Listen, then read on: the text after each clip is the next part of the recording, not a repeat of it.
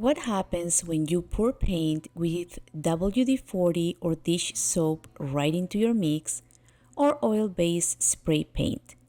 Welcome back to Intasi. I'm Vanessa, and I tested 5 different additives in fluid art, and let me tell you, the reactions were wild. Let's get right into it. I'm starting with good old silicone, adding just 1 drop to 2 of my colors and gently mixing them. I'm doing a flip cup for this one, layering my colors one on top of the other. All of my paints have been mixed the same way.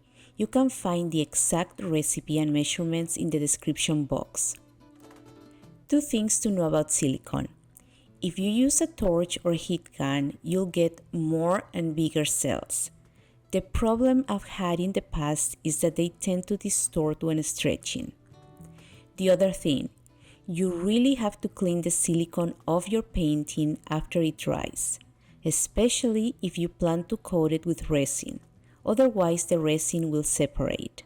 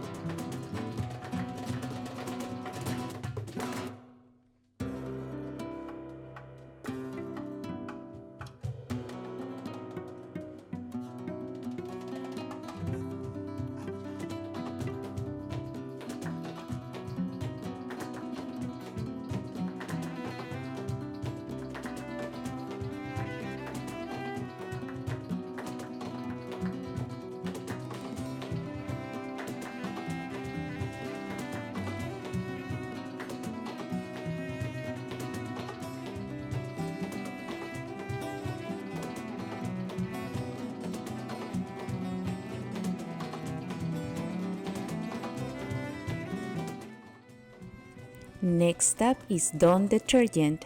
I'm repeating the same process as with silicone, mixing it in 2 colors and layering my cup.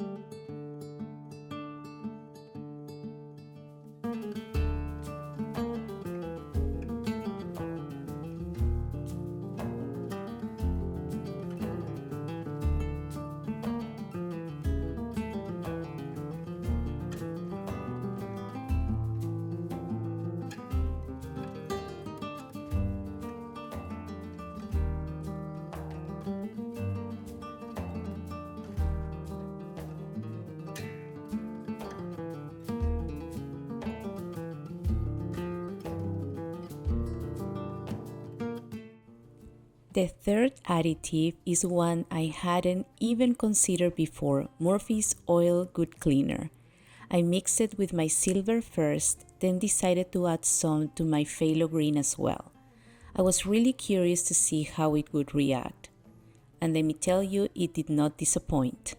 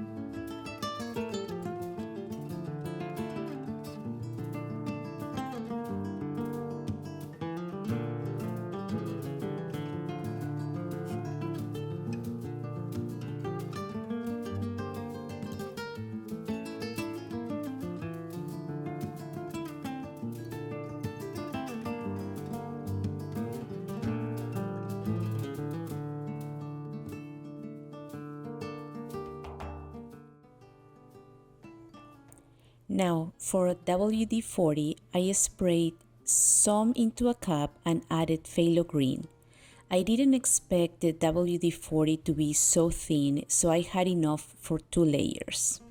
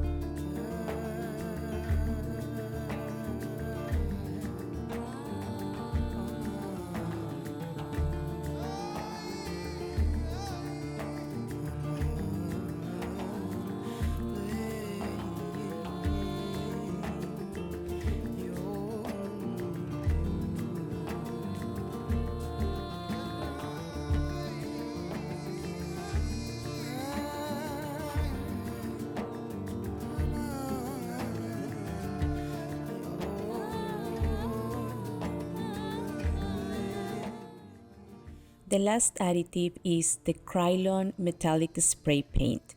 I've used Liquitex spray paints before, but those are water-based and dry matte. Krylon, on the other hand, is solvent-based and metallic. It creates a completely different effect. A few quick tips before using it. I always wear a respirator whenever I use any kind of spray paint, whether I'm indoors or outside. I don't recommend mixing this kind of paint directly into your cup. Spray paint starts drying the second it leaves the can.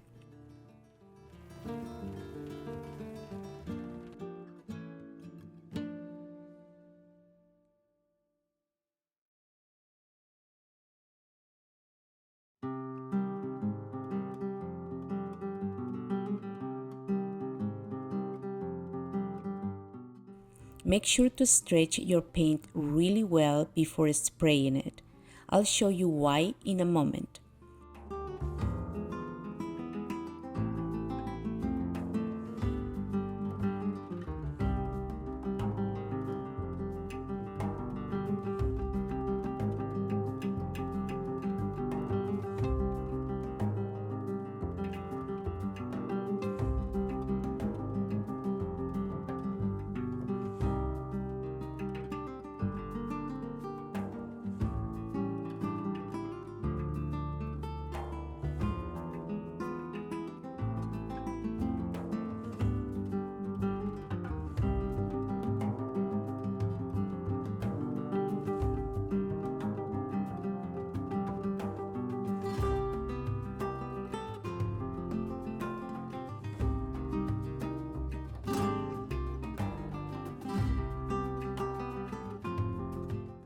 Once the paint is fully stretched, shake the can well and test the nozzle on another surface.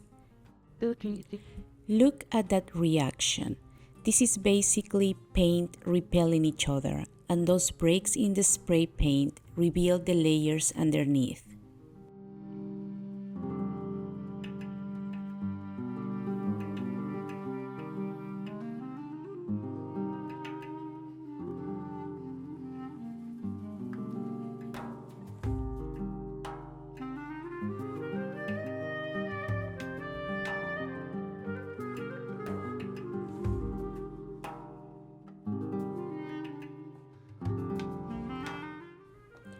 And this is exactly why I recommend stretching first. When I tilt the canvas, you can see the spray paint dragging the wet paint with it.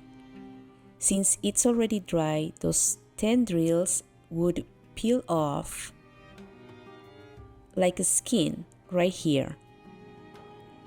If I pull them, it will take the paint along with them. Also, make sure there are no bubbles before you spray. They'll get trapped underneath, and popping them later can damage your painting. I personally never torch or use a heat gun over spray paint. It can be unsafe and damage your painting. Now here are the wet pieces, starting with the one using silicone.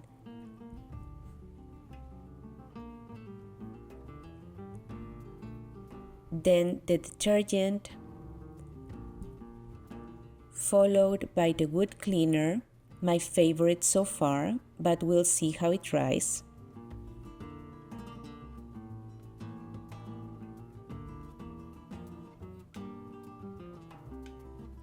Next is the WD-40, which also created some really nice effects.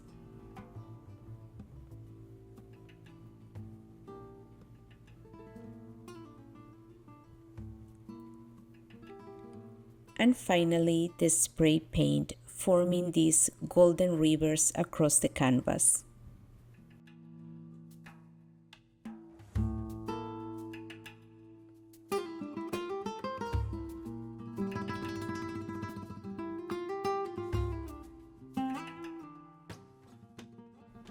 And here they are completely dry. Which one is your favorite? Mine's definitely the one with the wood cleaner. I wasn't expecting that reaction at all. I love the delicate spiderweb effect it created.